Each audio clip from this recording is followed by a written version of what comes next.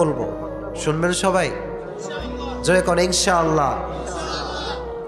একটা বাঘ, বনের সিংহ রাজা, আর একটা পাতি শিয়াল, আর একটা নেকড়ে, তিনজনে মিলে তিনটা শিকার করেছে।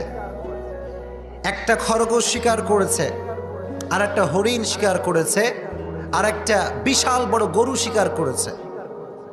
এখন যখন নেকড়ে এবং বাঘ এবং পাতি শিয়াল হিসাবে বসেছে, সিংহ বলছে, আমি বনের মহারাজ, আমি কোনো কিছু খাইতে গেলে আমার একটা সিস্টেম আছে, আমার একটা নিয়ম আছে। নিয়মটা হচ্ছে কোনো জিনিস ভাগ না করলে, বন্টন না করলে আমি খেতে পারি না। এবার সিংহ বলছে, এই বন্টনের দায়িত্ব আমি প্রথমে দিলাম নেকড়েকে। কাকে দিলাম? জয় কোন কাকে?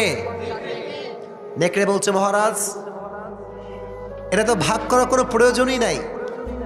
আপনি মহারাজ, আপনি বিশাল বড় সুঠাম দেহের অধিকারী, আপনি খাবেন গরু। আমি নেকড়ে, আমি একটু ছোট, আমি খাবো হরিণ। আর যেহেতু শিয়াল ছোট প্রাণী, সে খাবে খরগোশ। মহারাজের এই পছন্দ হলো না এটা। মহারাজ বলল, বেয়াদব, এই অসমবন্টনিতকে কে শিক্ষা দিয়েছে? একটা থাপ্পড় দিছে, নেকড়ের কলা 40 হাত দূরে গিয়ে পড়ে গেছে। এখন মহারাজ বলছে, শিয়াল, ইটস টাইম ফর ইউ, এটা তোমার সময়, তুমি ভাগ করো। শিয়ালের বিপদ আছে না নাই? চোখের সামনে তো একটা মরছে কেমন।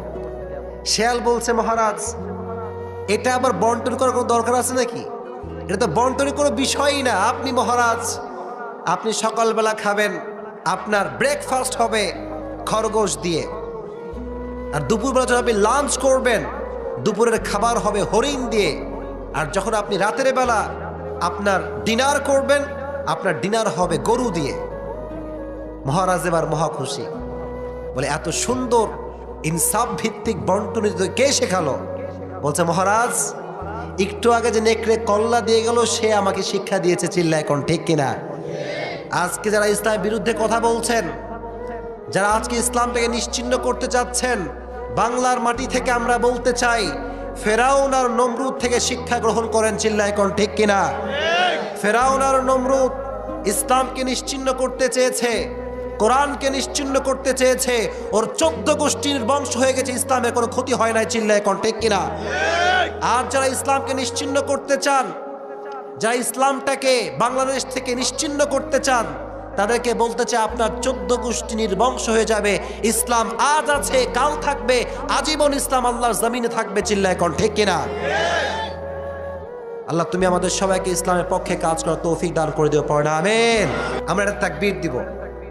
প্রথমে যারা বিবাহিত, যাদের বউ আছে, বউ আছে না নাই?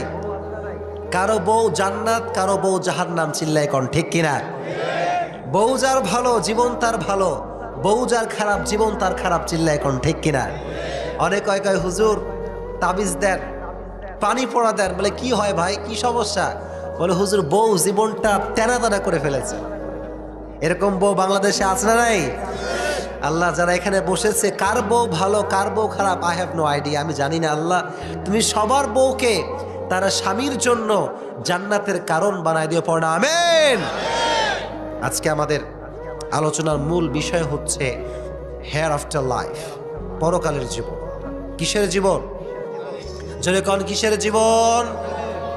এই আলোচনা মূল টপিক মনে থাকবে তো ইনশাআল্লাহ।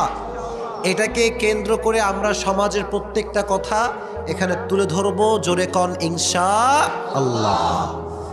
আমাদের জীবনে পাঠ হচ্ছে দুইটা। আমাদের জীবনে পাঠ কয়টা?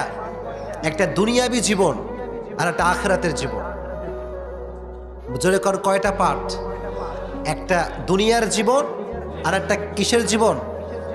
এখন আমাকে বলেন, দুনিয়ার যে জীবনটা আমরা বিলং করছি, এটা কি চিরস্থায়ী না ক্ষণস্থায়ী? মাশাআল্লাহ, এখানে অনেকে বোঝে দেখি। জোরে কোন ক্ষণস্থায়ী না চিরস্থায়ী? ক্ষণস্থায়ী, ইটস টেম্পোরারি লাইফ। এটা আজ আছে, কাল থাকবে না। চিল্লায় কোন ঠিক কিনা?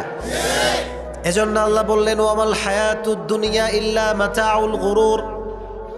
ও আমার গোলামেরা, ভালো করে শোনো, দুনিয়ার টাকা পয়সা পেয়ে পরকালকে ভুলে যেও না। দুনিয়ার জমিনে দাপট পেয়ে আল্লাহকে ভুলে যেও না। দুনিয়ার জমিনে সুন্দর বউকে পেয়ে আল্লাহকে ভোলা যাবে না, চিল্লায় কোন ঠিক কিনা? আল্লাহ বললেন ইটস টেম্পোরারি লাইফ, এটা আজ আছে, এটা কাল থাকবে না, কিন্তু তোমাকে সর্বাবস্থায় বিশ্বাস রাখতে হবে যে এটা আমার শেষ জীবন নয়, পরকালের জীবন আমার জন্য রেখে দিয়েছে একজন, চিল্লায় কোন তিনি কে?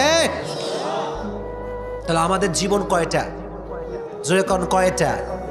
একটা দুনিয়ার জীবন আর একটা পরকালের জীবন, চিল্লায় কোন ঠিক কিনা?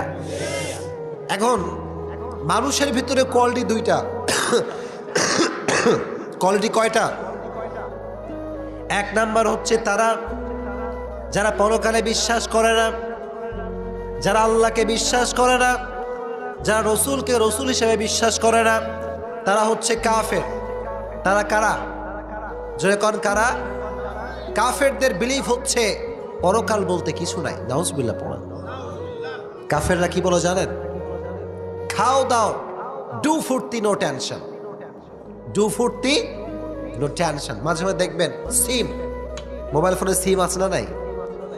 সিমের বিজ্ঞাপন দেয় দেখবেন, নো টেনশন ডু ফুর্তি, আছে না নাই? তারা বোঝায় যে আসলে দুনিয়াতে এই লাইফটাই শেষ। কাফেরদের চিন্তা হচ্ছে এইটা, दुनिया का मजा ले लो, दुनिया तुम्हारी है और यही जहान आखिरी जहान है, इसके बाद कोई जहान नहीं है। जो कोन नाउजुबिल्लाह। তাদের কথা হচ্ছে এটাই শেষ, এরপরে আর কোনো দুনিয়া নাই, আর কোনো জীবন নাই। কিন্তু আল্লাহ বলছেন তোমাদের এই জীবনের পরে আর একটা জীবন আছে, চিল্লায় কোন ঠিক কিনা? আল্লাহ বললেন গোলাম শোনো, মানুষের মধ্যে দুইটা কোয়ালিটি আজীবন রয়ে গিয়েছে। একটা কাফের, যারা ইসলামকে বিশ্বাস করে না, যারা স্রষ্টায় বিশ্বাস করে না, যারা রসুলকে রসুল হিসেবে বিশ্বাস করে না, তারা হচ্ছে কাফের। তারা কারা? জোরে কোন তারা কারা? কাফের। This is the first quality, যারা কিচ্ছু বিশ্বাস করে না। অ্যান্ড সেকেন্ড কোয়ালিটি হচ্ছে তারা যারা ইসলামকে বিশ্বাস করে, স্রষ্টা বলতে আছে একজন, তিনি কে? জোরে কোন তিনি কে? আমরা আল্লাহ বিশ্বাস করি,